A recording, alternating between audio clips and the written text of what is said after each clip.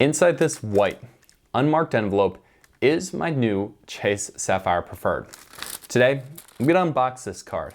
I'm gonna give you my first reaction to everything that comes with getting the Chase Sapphire Preferred.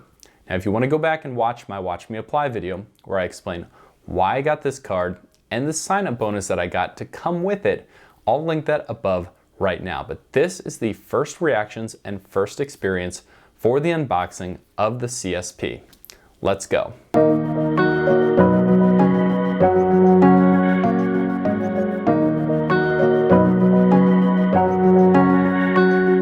Inside that white envelope are 5 documents that come with the Chase Sapphire Preferred. I'm gonna go through each one with you today, and I've cracked open the envelope and covered up some personal information so we can just film the video straight through. But I want you to see what the experience is like receiving the Chase Sapphire Preferred as if you went and got it yourself. First things first, Chase sends the Sapphire Preferred in a white unmarked envelope, which kind of looks like trash. So if you didn't know it was coming or someone in your house didn't, I'm sure quite a few of these have gotten thrown away before they've even been opened. But it's an unspectacular package from beginning to end, as you can see. I'm gonna take you through starting with the card detail sheet, which includes the Sapphire Preferred. On the card detail sheet, there are 2 pieces of important information I need to know. The first is my credit access line, which I got $17,000 in credit. And I got a cash access line of $850, which is what I can withdraw and borrow on Chase if I need cash at any time. Now the card is the next thing that comes with it. I'll show you the front and the back, and I'll zoom in here so you can see it in the light. This card, at my first reaction, is for a $95 credit card. It's a little heavier than I think, and it's pretty firm. I'm bending it a lot with some force here, and that's all it does. So it feels like a card that is a tear up. It's the classic sapphire shiny blue. That's what I'm gonna call it. And it looks really nice in your hand and coming out of your wallet. The next sheet is a boring card member agreement rates and fees table. I think the only important thing that you have to see in this is your interest rate. Mine's coming in at 21.49%, and my cash advance APR, which if I wanted to borrow that $850 I just showed you that I have access to, I'm paying at a 29.99% APR on that. The third item that Chase sends you is essentially a marketing personal information access sheet, which goes into details about how Chase can use your personal information as an account holder with them. Chase is essentially saying they have the right to pass your name around for marketing materials and different financial offers as much as they'd like until you opt out of them. The Chase card member agreement comes next. This is one of their more branded materials.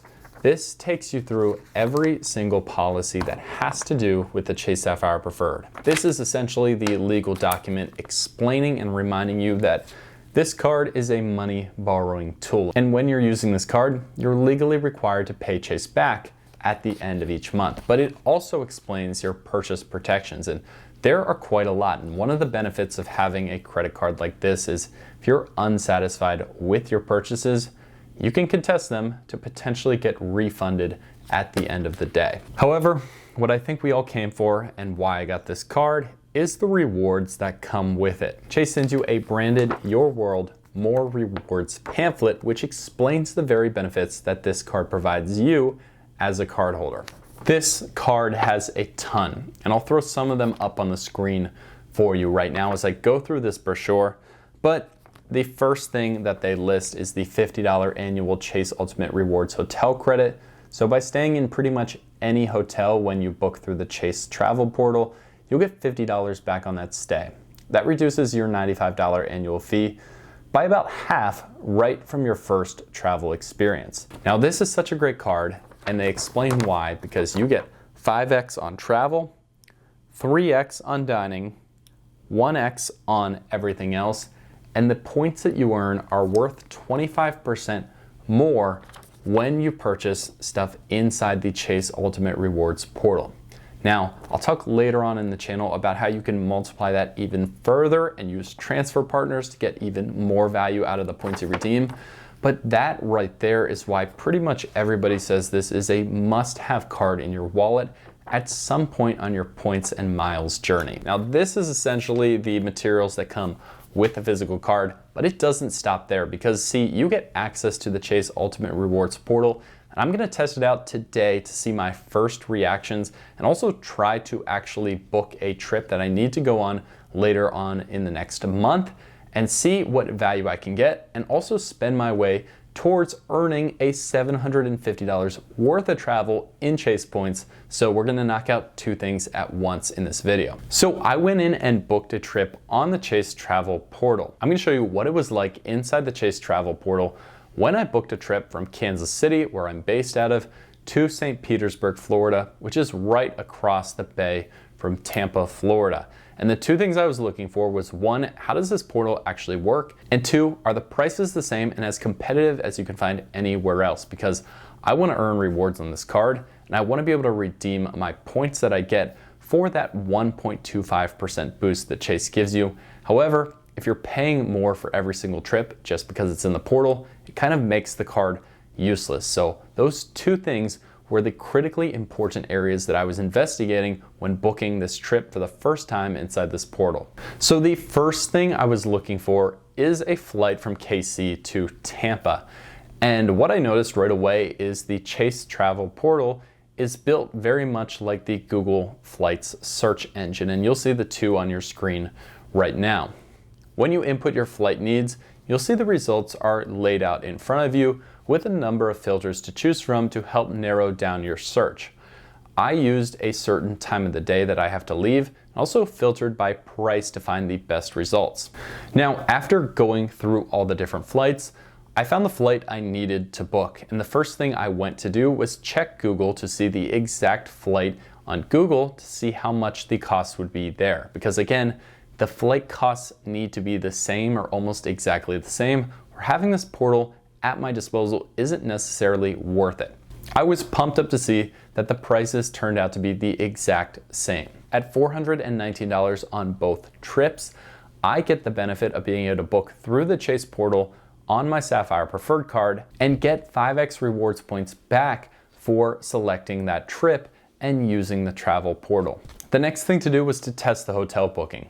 I know the flights were competitive and the prices seem to be exactly the same on both, but I know hotels can get a little bit tricky, so I wanted to see if I could catch Chase here with a difference in the rates that they were offering. As you can see, the hotel interface is the same as the flights, and it's very simple to put your destination city and then start to filter. When I scrolled through, I was able to filter by stars that the hotels classified themselves as well as the TripAdvisor rating that other people who stayed there actually thought they were too. The prices were pretty clear and visible to see. I was able to find a hotel that I thought looked good for my stay. Now, I went with the Hollander Hotel in St. Petersburg in downtown. This is a boutique hotel. I don't think it's one of the classic chain hotels that you see everywhere across the United States, but it classifies itself as a 3-star hotel, and TripAdvisor raters gave it a little bit higher of a score. The first thing I went to do before I booked this trip with my Chase card was to check Google to see if the prices would be the same. Again, Chase came through on both, passed the test with an $159 rate a night. I went through and booked the hotel, and that held through to the end of my booking process, where I was able to lock it in and also get 5x points back with my Sapphire Preferred. My final thoughts unboxing the Chase Sapphire Preferred is I was pretty impressed. The only downside I could say is it didn't come with a fancier box like some of these other cards do, but it's not really the reason you get a credit card. The card feels really good in your hand. It looks very classy in my opinion. And the most important thing is the travel portal is going to be very important for maximizing rewards and being able to take a ton of points and then start to spend them on things that I want to enjoy and use them for and maximize value later on. If you'd like to support the channel and get the CSP yourself, I'll leave a link in the first line of the description where you'll see the most current sign-up bonus. Stay tuned for future videos on how to maximize this card, and thanks again for watching.